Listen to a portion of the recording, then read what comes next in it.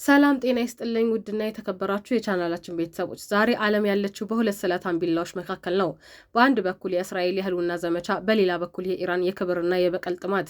ለ40 ዓመታት በድቅድቅ ጨለማ ውስጥ በጓሮ በር ሲወራወሩ የነበሩት እነዚህ ሁለት ኃያላን ዛሬ ግን የጥላቻቸውን ካባ አውልቀው ጥለዋል። ትላንት በሚስጥር ይካሄድ የነበረው ጦርነት ዛሬ በገሃድ የዓለምን ሰማይ በሚሳኤል እሳት እያቀላው ይገኛል። በሁለቱ ሀገራት መካከል ያለውን ሁኔታ በትንታኔ እንመለከታለን። አብራችሁን ቆዩ። እስራኤል ዛሬም እንደቀደመው ጊዜዋ በቴክኖሎጂ የታጠረች ምሽግ ሆናለች። አይረን ዶም የተሰኘው የሰማይ ጋሻዋ የጠላትን ቀስት አየር ላይ እያከሸፈ ሰላም ለመጠበቅ ይታጋል። ለእስራኤል የጦርነት ሌላ የጦርነት ምዕራፍ ሳይሆን የህልውና መስመር ነው። በሌላ በኩል ጥንታዊቷ ፋርስ ወይም ኢራን ቁስሏን በዝምታ ስታከም ቆይታ ዛሬ ግን ክብሬ ተነክቷል በሚል ቁጭት ሚሳኤሎቿን ለፈተና አዘጋጅታለች። ኢራን ላይ በተፈጸሙት ጥቃቶች የኢራን መንግስት ቁልፍ ከፍተኛ ፖለቲካዊና ወታደራዊ ባለስልጣናት ተገለዋል። የአሁኑ ጥቃት ወሳኝ የሚባሉትን የአገሪቱ መሪዎች ኢላማ ያደረገ በመሆኑ የኢራን መንግስትን ክፉኛ ሊያዳክመው ይችላል እየተባለ ነው። ቢሆንም ግን ከአገሪቱ ጠቅላይ መሪ ጀምሮ ከፍተኛ ወታደራዊ መሪዎች የተገደሉበት የኢራን መንግስት የማይጠገን ጉዳት እንደደረሰበት ይታመናል። እነዚህ በቁልፍ ቦታዎች ላይ ከፍተኛ ስልጣን ያላቸው የኢራን መሪዎች ሲሆኑ የደህንነትና ወታደራዊ ምንጮች ደግሞ በአጠቃላይ ወደ 40 የሚደርሱ የኢራን ባለስልጣናት ተገድለዋል ይላሉ። የኢራን ፕሬዝዳንት መሱድ ፔሽኪያን የአያቶላ አሊ ሀሚኒ ግድያ በሁሉም የዓለም ጥግ በሚገኙ ሙስሊሞች በተለይም በሺአዎች ላይ የተከፈተ ግልጽ ጦርነት ነው ብለዋል። ፔዜሽኪያን በኢራን መንግስት ይፋዊ የቴሌግራም ቻናል ላይ በወጣ መግለጫቸው ኢራን በዚህ ታሪካዊ ወንጀል ፈጻሚዎችና ጠንሳሾች ላይ የሚፈጸምን ደም መፍሰስና በቀልን እንደ ቅቡል ግዴታና መብት እንደምትቆጥረው ተናግረዋል።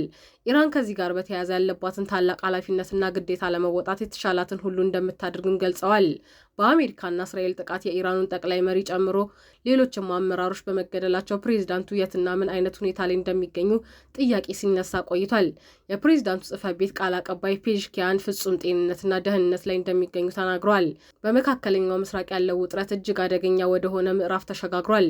እስራኤል አጋጣሚውን በመጠቀም የጠላቶችን አንገት የምቀላበት ጊዜ አሁን ነው በሚል ስሜት ወደማይመለስበት ቀጥተኛ ጦርነት ውስጥ ገብታለች።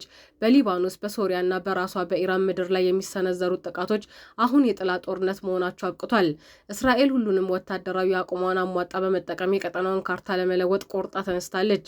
አሜሪካ ከእንግዲህ አስታራቂ አይደለችም፣ በቀጥታ የጦርነቱ አካል ሆናለች። የጦር መርከቦቿና ጀቶቿ የእስራኤልን ሰማይ ለመጠበቅና የኢራንን ወታደራዊ ተቋማት ለማዳከም በገሃድ እየተሳተፉ ነው። ዋይት ሀውስ ከእንግዲህ ዲፕሎማሲ አብቅቷል የሚል የሚመስል እርምጃ ውስጥ በመግባቱ የዓለም ሀያላን ፍጥጫ ወደ መጨረሻው ምዕራፍ ተሸጋግሯል። ዛሬ መካከለኛው ምስራቅ የምትታየው በሳተላይት ሳይሆን በሚሳኤል ብልጭታ ነው። የነዳጅ ዋጋ መናርና የዓለም ንግድ መቆም ብቻ ሳይሆን ስጋቱ ወደ ሶስተኛው የዓለም ጦርነት አፋፍ ደርሷል። ዓለም ዛሬ ትንፋሿን ስቅ አድርጋ የምትጠባበቀው ይህ የለየለት ጦርነት የት ጋር እንደሚቆም ነው። እስራኤል በኢራን ላይ የጀመረችው ጥቃት ዛሬንም ማጠናከር የቀጠለች ሲሆን ኢራን በበኩሏ በእስራኤልና የአሜሪካ ጦር ሰፈር አላቸው ባልቻቸው የባህረ ሰላጤው ሀገራት ላይ ጥቃት ፈጽማለች።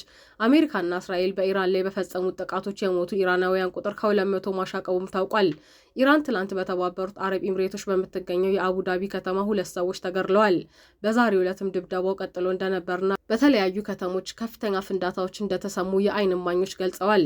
የተባበሩት አረብ ኤምሬትስ የመከላከያ ሚኒስቴር ዛሬ እንዳስታወቀው በጥቃቱ በአጠቃላይ 3 ሰዎች ሞተው 58 ሰዎች ቆስለዋል። የእስራኤል የጤና ምንጮች እንዳሉት ደግሞ ኢራን በቤት ሻማሽ በፈጸመችው የሚሳኤል ጥቃት 6 ሰዎች ተገድለዋል። በቴል አቪቭ አካባቢ ደግሞ አንዲት ሴት ስትገደል ቢያንስ 21 ሰዎች መጎዳታቸው ታውቋል። ኢራን በኩዌት ላይ በፈጸመችው ተመሳሳይ ጥቃት ደግሞ 1 ሰው ሲሞት 32 መቁሰላቸውን የሀገሪቱ ባለስልጣናት አረጋግጠዋል። የሳውዲ አረቢያ የመከላከያ ሚኒስቴር በበኩሉ ዛሬ ወደ ሀገሪቱ አውሮፕላን ማረፊያ ከኢራን የተተኮሰ ሚሳኤል ማክሸፉን ገልጿል። በኦማን ባህረ ሰላጤ 2 ነዳጅ ጫኝ መርከቦች ላይ ጥቃት መድረሱን ኦማን አስታውቃለች። ከ20 የመርከበኞቹ ሰራተኞች 4ቱ ላይ ጉዳት ደርሷል። ከሰራተኞቹ 15ቱ ህንዳውያን ሲሆኑ 5ቱ ኢራናውያን መሆናቸው ታውቋል። እስራኤልና አሜሪካ በጋራ በኢራን ላይ በፈጸሙት ጥቃት የሞቱ ሰዎች ቁጥር ከ200 መብለጡ የኢራን ባለስልጣናት አስታውቀዋል። ከዚህ በተጨማሪም የቀድሞ የኢራን ፕሬዝዳንት አህመዲን ነጃድ ከነጠባቂዎቻቸው መገደላቸውን ባለስልጣኑ አክለዋል። አህመዲን ነጃድ የተገደሉት በመኖሪያ ቤታቸው መሆኑን ለማወቅ ተችሏል። በሌላ ዜና በኢራን ወታደራዊ ዘመቻ ሲሳተፉ የነበሩ 3 የአሜሪካ ወታደሮች መሞታቸውና 5 ክፉኛ መቁሰላቸውን ፔንታጎን አስታውቋል። የወታደሮቹ አሟሟትን በተመለከተ ግን ዝርዝር መረጃ ከመስጠት ተቆጥቧል። የኢራን ላዕላይ መሪ አያቶላ አሊ ሀሚኒ ከተገደሉ በኋላ ኢራን 3 አባላት ያሉት የሽግግር ምክር ቤት ሀገሪቱን በጊዜያዊነት እንዲመራ ማዋቀሯን ይፋ አድርጋለች። ከፍተኛ ስልጣን ያለው የህገ መንግስት ጠባቂ ምክር ቤት አባል የሆኑት አያቶላ አሊ ሬዛ አራፊ ጊዜያዊውን የሽግግር ምክር ቤት እንዲመሩ ተሹመዋል። ፕሬዝዳንት ማሱም ፔሽኪያን እና የኢራን ጠቅላይ ፍርድ ቤት ዋና ዳኛ ጎሆላም ሆሴን ሞሆሴን የሽግግር ምክር ቤቱ አባላት ናቸው።